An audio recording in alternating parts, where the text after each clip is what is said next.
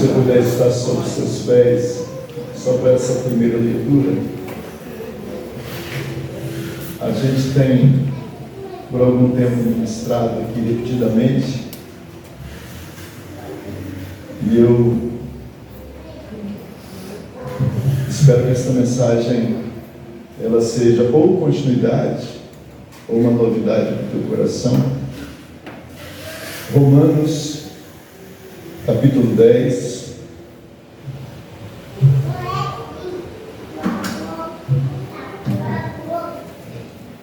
O verso é o verso 3, falando sobre o povo de Israel. Paulo vai escrever dizendo assim: visto que não conheceram a justiça de Deus e procuraram estabelecer a sua própria justiça, não se sujeitaram à justiça que vem de Deus. Amém? Amém. Podeis assentar, filhos. Pai, te louvamos por tua palavra, que o teu Espírito nos dirige. A nossa dependência é total do Senhor.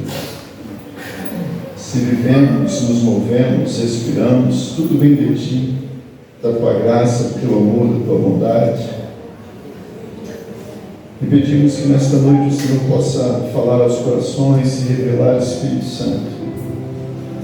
Esse amigo tão maravilhoso, tão presente, tão único, tão necessário, tão indispensável. Seja com os teus filhos, seja conosco neste lugar, e aonde quer que essa palavra possa chegar, que o teu Espírito possa mover-se, Pai, através da tua santa palavra, em nome de Jesus. Amém, Senhor. Queridos, Paulo está aqui trazendo aos romanos uma informação que os judeus não compreenderam, apesar de todo o tempo em que Deus se revelou, se mostrou através dos seus servos profetas, salmistas, levitas, sacerdotes, enfim, milagres. Deus havia se revelado já muito ao seu povo, mas o texto vai dizer que esse mesmo povo eles não conheceram, eles não alcançaram conhecer a justiça de Deus. E a justiça de Deus, ela vai exceder em muito, a nossa, principalmente porque temos uma natureza pecaminosa. Nós não ouvimos corretamente, nós não vemos corretamente, não percebemos corretamente as coisas, julgamos muitas vezes erradamente. E o texto está dizendo: olha, vocês não conheceram a justiça de Deus e procuraram estabelecer a própria justiça. Então, quando nós comparamos a justiça de Deus e a nossa justiça, eu só vou fazer algo bem simples, mas que os irmãos possam compreender. Quando falamos da nossa própria justiça e nós vamos julgar alguém, certamente nós olhamos para um fato, mas nós não percebemos toda a história, ou todo o caminho que gerou aquele fato. Deus, ele conhece o percurso de todos nós. Eu vou falar algo simples. Por exemplo, a gente tem visto algumas injustiças no mundo. Imagina se alguém está para socorrer alguém porque recebeu uma notícia desagradável e precisa de chegar em alguns minutos a determinado lugar e pega o carro desesperado. Ninguém sabe o que se passa com cada um. E por sair meio desesperado, de repente avança sinal, não quer nem saber de multa, não quer saber de nada, corta pelo lado errado e quer chegar, porque sabe o desespero que está a sua alma. E nós julgamos dizendo: ficou doido, ficou maluco, está doido. E aí alguns começam a xingar, mas não sabe a dor que está ali naquele coração por causa da notícia que recebeu. Isso é só um simples fato, mas tem tantos outros. Tantas coisas podem acontecer. Julgamos as pessoas pela vida que elas escolheram viver. Nós olhamos alguns aí até, por que não dizer, na sarjeta. Mas não sabemos em que família aquela pessoa foi educada, quem foram de fato seus pais, se é que teve pai, se é que não foi uma mãe sem juízo que o gerou e o deixou largado na vida. Então nós fazemos muitos juízos e julgamos, e a nossa justiça aos nossos olhos parece ser correta. Mas quando nós ouvimos o outro, quando nós percebemos a história do outro, é que vamos cair em si, é que vamos perceber a verdade, a realidade.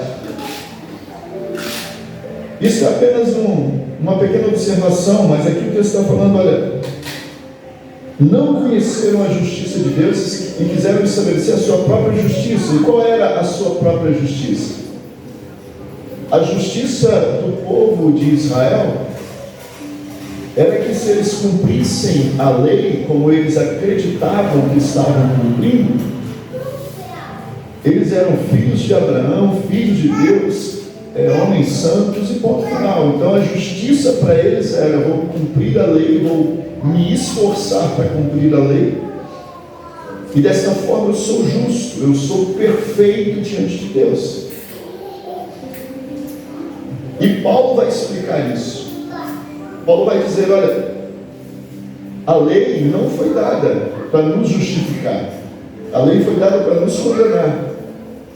Então eles não estão entendendo que a lei tem um padrão tão alto que, quando você pega o Romanos 7, nós vamos encontrar Paulo dizendo: porque a lei, ela é pura, ela é santa, a lei é espiritual. Só que nós somos carnais. Como é que um carnal vai alcançar, cumprir, andar, viver no nível espiritual? É muito mais elevado do que nós imaginamos. Jesus vai falar um pouquinho sobre essa justiça que eles achavam que cumpriam. Jesus vai falar um pouco dizendo: olha, vocês ouviram dizer não adulterarás, porém vai além disso. O não adulterar não fica só na prática. Ele diz: olha, se você olhar e desejar, você já adulterou. Se você pensar em algo errado, você já pecou. Aí a Bíblia vem, se você, 12 de Hebreus, o texto vai dizer que a palavra do Senhor é mais penetrante que a espada de dois gumes, até a divisão da alma, do espírito, e discerne até pensamentos e intenções. Olha onde vai a justiça de Deus, até na intenção do seu coração, coisa que você nem cogita em praticar, só passou lá no profundo do seu coração algo que Deus já está observando. Se você pegar o Salmo 139, o verso 7, se eu não me engano é o 7, o texto vai dizer: para onde nós podemos fugir do teu Espírito? Por quê? Porque o Espírito de Deus, veja isso, penetra todas as coisas. E olha isso, o texto nos assusta, porque o Espírito Santo, irmãos, que Deus nos deu, está conosco, está sobre a terra, está agindo na terra. Esse mesmo Espírito Santo, ele diz: olha, o Espírito Santo é o único que conhece de fato o quê? As profundezas de Deus. Então imagina alguém conhecer. Paulo foi estudando, Paulo foi mergulhando nesses mistérios, ele vai chegar ao ponto de dizer: ó, a profundidade de riqueza, tanto da sabedoria como da ciência de Deus. E é Paulo dizendo: insondável, inescrutável são teus juízos, teus caminhos, quem pode conhecer a mente do Senhor? Enfim, então é algo tão além da nossa capacidade. E aí o texto está dizendo: ó, eles não conheceram a justiça de Deus. Ou seja, para nós conhecermos a justiça de Deus, nós temos que andar na presença dele humildemente, reconhecendo que nada somos, que nada podemos, e que se não vier dele a instrução, se não vier da parte dele a capacidade, o dom, nós não temos nada. Tudo que temos vem dele. A Bíblia Sagrada diz isso, né? Todo dom perfeito vem do Pai das luzes. Tudo vem dele para nós. Então eles quiseram estabelecer a sua própria justiça, e isso significa o quê? Faz menção ao diabo, faz menção a Satanás. Por quê? Porque isso leva ao orgulho, isso leva à soberba. Diante de Deus, quando você quer estabelecer a sua própria justiça, como os judeus faziam, e talvez ainda fazem, Deus está dizendo, então você acredita que você é capaz de me agradar na plenitude, que você não precisa da minha ajuda, que você é santo o suficiente para andar comigo. Quando você pega o capítulo 33 de Êxodo, e eu gosto muito desse texto, porque ali vai estar registrado que um dos homens mais santos, a Bíblia fala que ele foi fiel em toda a palavra, que foi Moisés. Deus disse a Moisés, Moisés chegou e falou assim, eu quero ver tua face. E Deus disse, nenhum homem pode ver a minha face e sobreviver a isso. Por quê?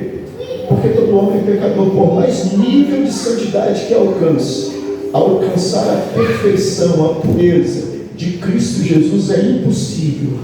Está além da nossa capacidade, só pelo Espírito Santo movendo-se em nós. É por isso que a Bíblia vai falar, se não me engano é 12, 14 de Hebreus, vai falar, olha, segui a paz e a santificação. Segue. Por quê? Porque você não é santo, então segue se santificando, segue se purificando, segue se aperfeiçoando, para que você alcance cada dia mais chegar perto desta perfeita comunhão com Deus, que ela só nos é dada através do sangue de Jesus Cristo, através do sacrifício de Cristo.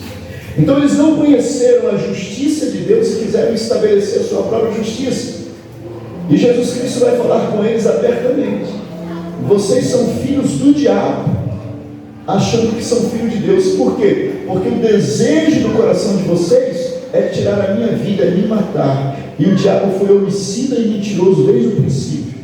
Então olha a diferença, a justiça de Deus para a justiça que eles acham que está correta. E Jesus vem para tentar abrir-lhes o coração, abrir-lhes a mente, para entender de fato o que é a justiça. O nível de justiça de Deus é muito alto. Eu só vou ler o versículo que está em Romanos ainda no 3, só voltando um pouquinho aqui, se você pegar aí no 3, Paulo vai escrever e dizer isso, né? É um texto muito conhecido. Esse capítulo 3 eu acho ele maravilhoso. Se eu pudesse pregar nele, eu acho que eu pregaria nele a vida toda, porque é tanta informação desse texto só. O 3, 19 e 20 diz assim: nós sabemos que tudo que a lei diz, aos que estão debaixo da lei diz. Olha para quê? Para que a lei diz? Para que toda a boca esteja fechada e todo mundo seja condenável diante de Deus. A lei é para isso, para que todo mundo seja condenável. Ninguém consegue cumprir a lei. A Bíblia ainda fala algo que é terrível: se você errar em um ponto da lei, você já está condenado por toda a lei.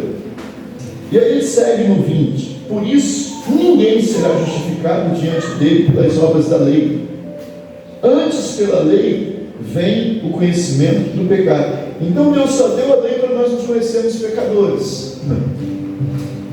É igual o médico.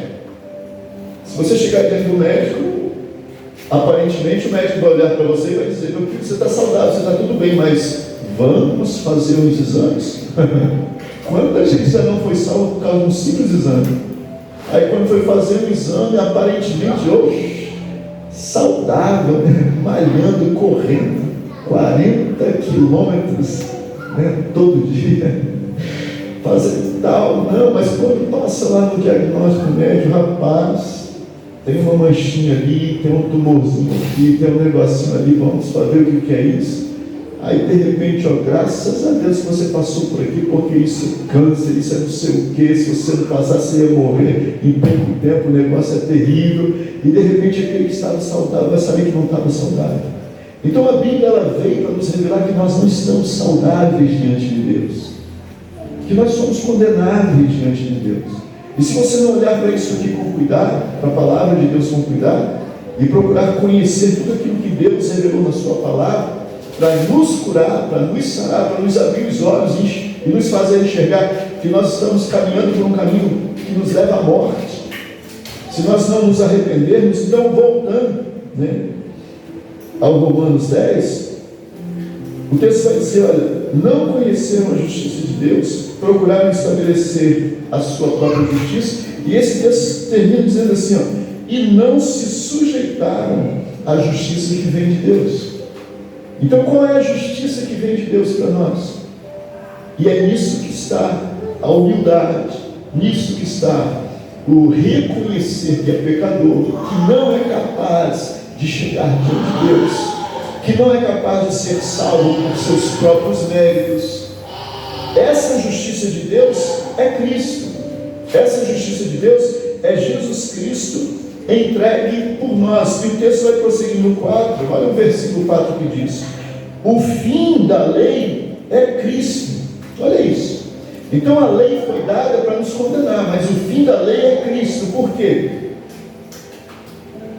Para a justiça de todo aquele que nele crê. Então, aquilo que veio para nossa condenação tem um fim. Aonde? Em Cristo. E se você, a partir do momento que se entende pecador, olhar para Cristo e aceitar a justiça que vem de Deus, e a justiça que vem de Deus é qual? Um dos textos mais conhecidos, textual da Bíblia, 3,16 de João. Deus nos amou de tal maneira que deu a lei? Não. João 3,16 vai dizer: Deus nos amou de tal maneira que nos deu o seu Filho. Por quê? Porque Jesus Cristo, Ele é gerado pelo Espírito Santo, anda em toda a santidade. Na sua morte, ninguém poderia tirar a sua vida. Ele vai dizer isso. Ninguém pode tirar a minha vida, eu que dou. Ninguém pode tirar a vida dele. Por quê? Porque ele é santo.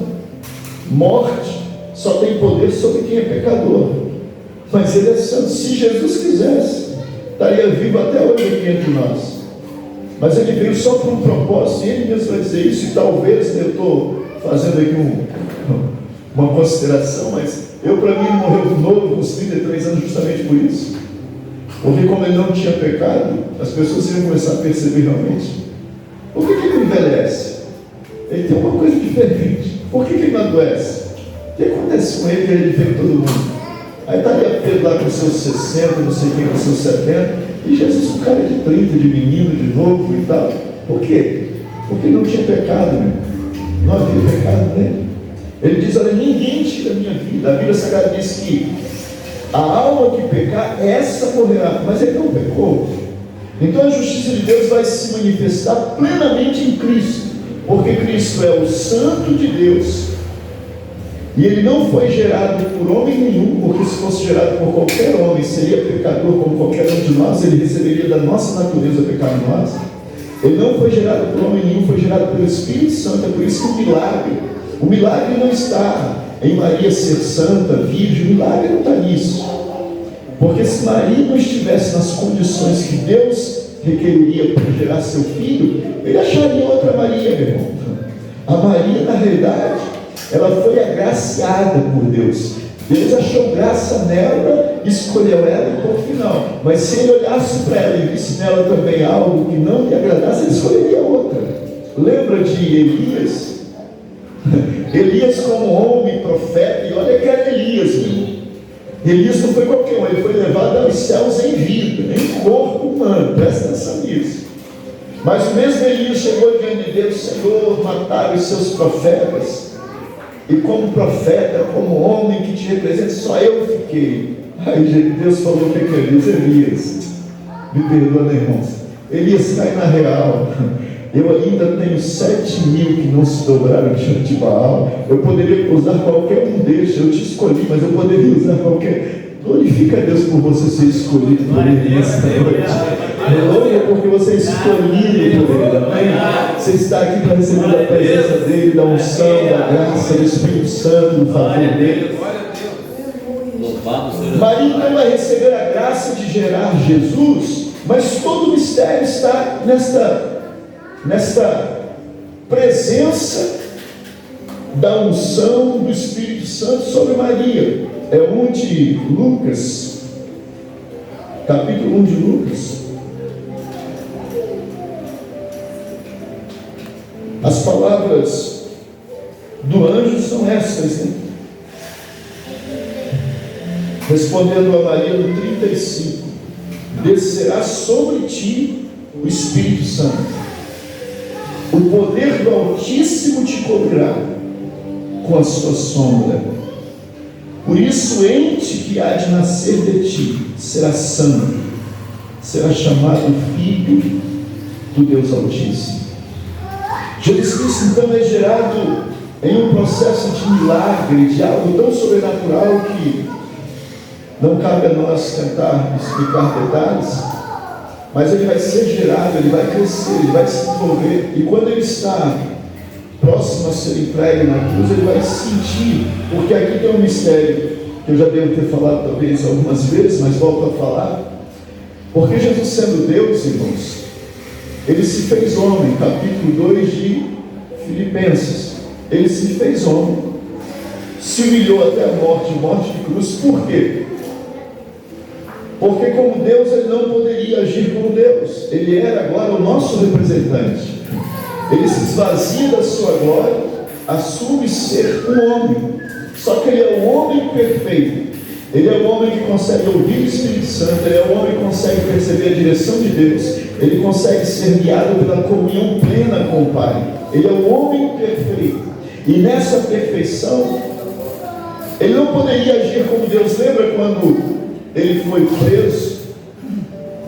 E aí Jesus vai falar algo com os discípulos, né? Ele vai dizer: olha, se eu quisesse, eu pediria. Não sei se foi 12 legiões de anjos, cada legião mais ou menos 6 mil anjos, 72 mil anjos. Ele diz: olha, se eu quisesse, como Deus, como quem eu sou, eu poderia pedir agora, desce aí 12 legiões de anjos, 72 mil anjos para me defender. Irmãos, um anjo, a Bíblia fala que um anjo matou 185 mil soldados. Um anjo, imagina 72 mil anjos. Destruir a terra, problema. Quem sobraria? É Deus, mas ele fala: só que eu não posso agir como Deus. Por quê? Porque eu estou representando vocês. E como vocês, eu tenho que ser humilde e aceitar o que o homem padece. Ou seja, eu tenho que ir até a morte de cruz por vocês. Eu tenho que pagar o preço, a dívida que vocês têm com a justiça divina. Porque a justiça divina diz que toda alma que pecar, essa morrerá. E Jesus, então, como homem, ele sofre, ele apanha, ele não suporta o peso da cruz. E há uma situação muito delicada aqui, porque quando ele recebe todas as dores, todo o sofrimento que era nosso sobre ele, o texto vai dizer, irmãos, e tem aqui algo, eu não vou saber detalhar, mas se os irmãos precisarem encontrar melhor, porque dentro da lei romana, se alguém recebesse, sei lá, 40 açoites como era, já estava dispensado. Ou era 40 açoites, ou era morrer na cruz, porque raramente alguém suportava passar por aquilo ali. Jesus, além de suportar aqueles açoites, ainda foi para a cruz. Ele foi maldito por nós de todas as maneiras, de todas as dores, de todas as formas. Leu o 53 de Isaías, que você vai entender melhor. Levou sobre ele todas as nossas dores e enfermidades. Eu não sei, mas talvez você esteja sentindo uma dorzinha de cabeça. Ele levou todas as nossas dores. Eu não sei o nível desse negócio. Talvez você tenha uma gripe, alguma coisinha que já deixa de cama. A Bíblia fala que ele levou todas as nossas enfermidades. Imagina o que ele suportou. Foi moído, olha a Bíblia, foi moído pelas nossas transgressões. Todo o castigo que viria nos prover paz estava sobre ele, todo o castigo foi derramado sobre ele. E aí ele leva isso até a cruz e não morre. Ele está pregado, ele está crucificado totalmente. Tem algumas informações que dizem que o texto que se fala sobre a ferida de Cristo foi considerado como uma ferida só, e ele foi ferido pelas nossas transgressões, como se fosse um texto só no original, como se fosse uma ferida só, porque ele apanhou tanto que o corpo dele todo virou como se fosse uma ferida só, não tinha nada palpável, tudo estava exposto. Mas ele vai à cruz, e ele morre como homem por nós, por quê? Se ele quisesse sair da cruz, ele sairia. Não foi. Foram essas as últimas palavras que Satanás tentou ainda usar o ladrão para falar com ele: desce da cruz, salva nós e a ti mesmo. Ele poderia, se ele quisesse, Mas ele vai decidir o contrário. Aqui está a justiça de Deus. Ele vai dizer: Pai, é Ele que decide morrer, é Ele que decide se entregar à morte. Ele diz: Pai, nas tuas mãos eu te entrego o meu espírito, está consumado. É Ele que decide morrer no momento em que Ele viu que Ele pagou por todas as nossas dívidas. A tua dívida está paga, você não deve mais nada à justiça de Deus. Se você tem Jesus na tua vida, você é salvo em Cristo Jesus, o nosso Senhor. Bendito seja o nome do Senhor Jesus. Justiça de Deus. Então, se você quiser estabelecer a sua própria justiça, você vai ter que pagar esse preço. Mas Jesus já pagou por nós. Só resta você. Eu vou encerrar aqui. Há muito para falar sobre isso. Falar a verdade, eu nem comecei, mas que Deus tenha misericórdia. Que você tenha entendido, quem ouça a palavra entenda. Jesus Cristo é tudo que você precisa. Abraça Ele, viva para Ele, sirva a Ele. Eu estou vendo a hora aqui, está me impressionando, mas esse versículo, irmãos, é um dos versículos para mim mais maravilhosos na Bíblia. Quando fala de lei, e a Bíblia fala que o fim da lei é Cristo, então preste atenção nisso. A lei que foi dada, ela se divide em duas partes. Isso eu já falei, é bom repetir. Jesus Cristo, ele chama um dos principais da sinagoga e diz: olha, a lei, como é que você interpreta? E ele vai interpretar corretamente. Ele vai dizer: olha, amarás ao Senhor teu Deus de todo o coração e ao próximo como a ti mesmo. Jesus falou: olha, dissestes bem, faz isso e viverás. Amar a Deus de todo o coração é o quê? Aí a Bíblia vem e fala os 10 mandamentos. Não terás outro Deus além de mim, não farás para ti imagens de cultura, né? Guarda o sábado, não tome o nome em vão. E aí tem os 4 mandamentos acerca de Deus, e os demais vêm acerca de nós com o nosso próximo, né? Não adulterarás, não matarás, não mentirás, enfim, não darás falso testemunho, nem honra teu pai e tua mãe, enfim, os 6 últimos textos. Então, se você observar como é que Jesus Cristo agora resumiu isso, ele resumiu que você agora, eu vou usar essa expressão, mas tenta entender, não tem a ver mais com Deus, com o Pai, tem a ver com Cristo. Olha isso aqui, carta de João, a primeira carta de João, é o versículo 23 do capítulo 3 da primeira carta de João. Olha isso que João está dizendo. João foi aquele que deitou sobre o peito de Cristo. João foi aquele que escreveu o Apocalipse. João foi aquele que teve toda a aproximação de Cristo. Ele vai escrever isso aqui, ó. O seu mandamento é este. Veja isso. Que creiamos. Então agora olha o mandamento. O mandamento agora se resume nisso aqui. Que creiamos no nome do seu Filho Jesus Cristo. Jesus falou: quem me recebe, recebe ao Pai. Então os 4 mandamentos você cumpre em Cristo quando você o recebe como Salvador. E aí vem agora a sequência. Então este é o mandamento, que creiamos em seu Filho Jesus Cristo e nos amemos uns aos outros segundo o mandamento que nos ordenou. Lembra? Lá vai eu, Jesus, eu tenho que parar. Lembra do jovem rico? Mestre, o que eu faço para alcançar a vida eterna? Cumpre os mandamentos. Isso eu faço desde criança, até lindo, né? Aí Jesus falou: ok, então vem e segue. Te falta uma coisa, vem e segue. Por quê? Porque se ele cumprir o mandamento de não adulterar, não matar, não mentir, só faltava seguir a Cristo. Aí Jesus falou: vem então e me segue. Aí ele preferiu não seguir a Jesus, se apegou ao dinheiro, e a Bíblia fala aqui, né? Ou você deve servir a Deus, ou ao dinheiro, ou ao mamon, ou à riqueza. Ele se apegou a outro Deus, mas não quis seguir a Cristo. Então, quando você segue a Cristo e ama o teu próximo, você vai entrar na eternidade. A eternidade já te pertence.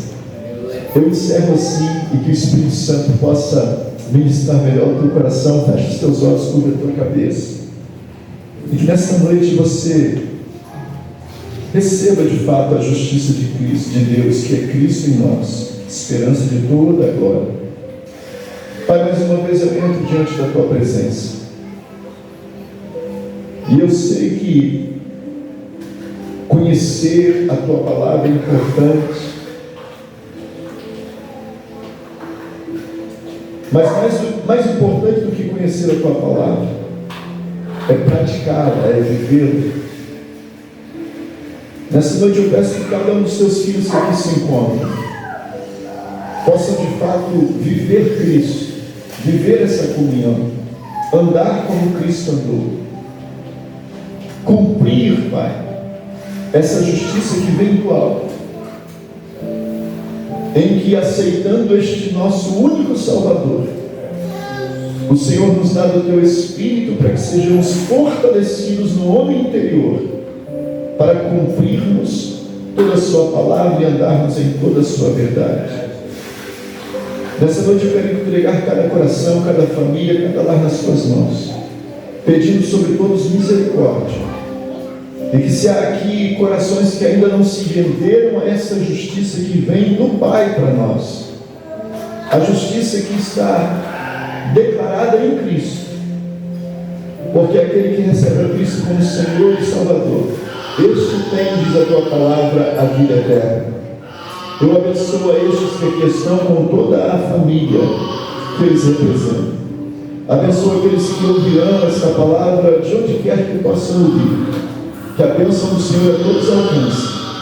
E te agradeço por esse momento. Eu te agradeço e te louvo. Em nome do Senhor Jesus. Perdoa todos os nossos pecados, falhas, erros. Santifica-nos a cada dia, nos purifica no sangue de Cristo. Em nome do Senhor Jesus, eu peço as suas bênçãos sobre nós. E assim lhe agradeço. Se você que assim crê, assim confia, diga graças a Deus.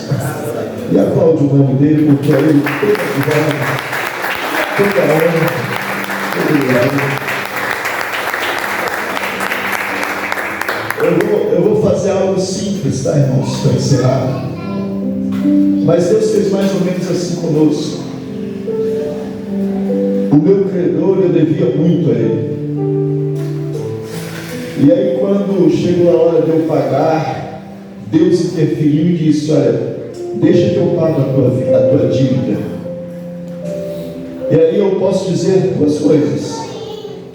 Não, pode deixar que eu resolvo, orgulhosamente, sabendo que eu não tenho condição de pagar.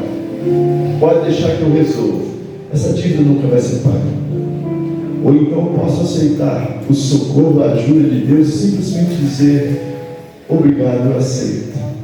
E aceitar é aceitar Jesus. Aceitar é aceitar esse presentão que o Pai nos deu, o Filho amado, para pagar as nossas dívidas. Amém? Deus abençoe a todos. Cadê a hora? Só vamos encerrar cantando. Vai levantando que ainda está encerrando. Ó. Eis a nossa estrela da manhã, Cordeiro Santo que nos trouxe a paz. Em tuas mãos está todo vencer. Resposta a todo aquele que clama.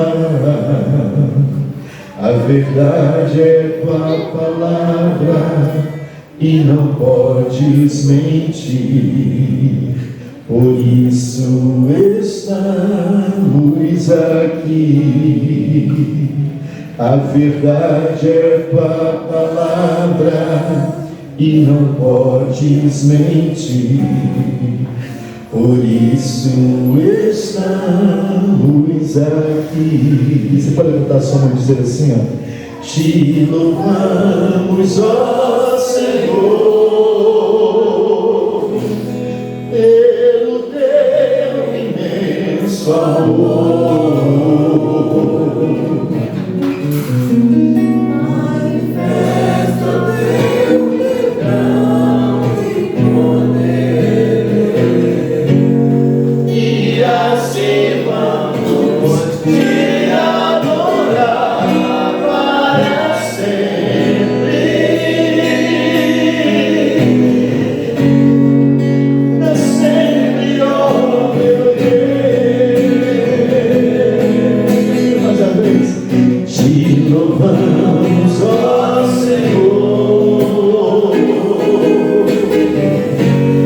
Pelo teu imenso amor.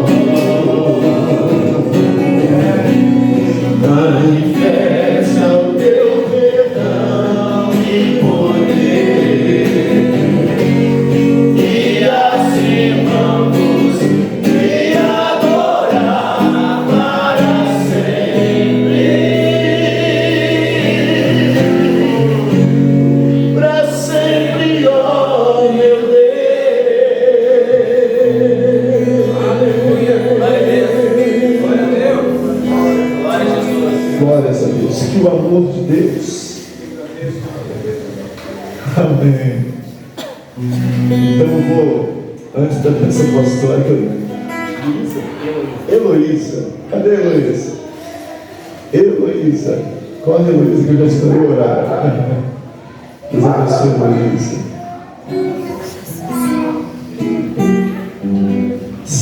Salve de parabéns, né? Família abençoada. 10 anos. Hoje.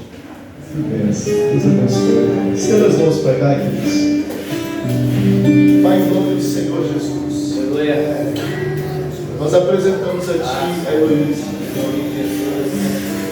E pedimos que as Tuas santas mãos estejam sobre ela e a Tua presença com ela. Em nome de Jesus. Por todos os seus caminhos, por onde ela for, não lhe falte a Tua proteção em nome de Jesus. Pai, nós queremos abençoar a vida da Tua filha e pedir que o Senhor a abençoe e que ela cumpra todo o propósito do Senhor na vida dela, nesta vida, diante do Senhor. Nós abençoamos pedindo sobre ela graça, misericórdia e teu favor. Que a bênção sobre ela alcance toda a família e aqueles que estiverem à sua volta. Seja ela luz para a glória do teu santo nome. Assim oramos e entregamos aos teus cuidados, em nome de Jesus. Amém. Amém. Parabéns para você.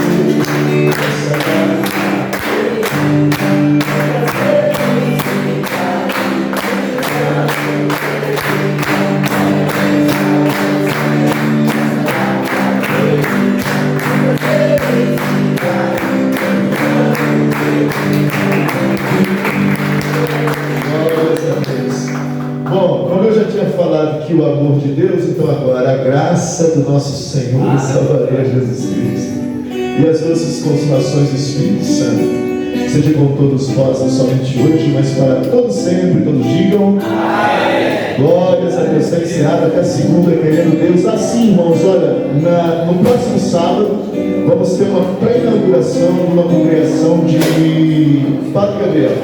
Os irmãos, se puderem estar conosco, serão bem-vindos. Deus abençoe a todos.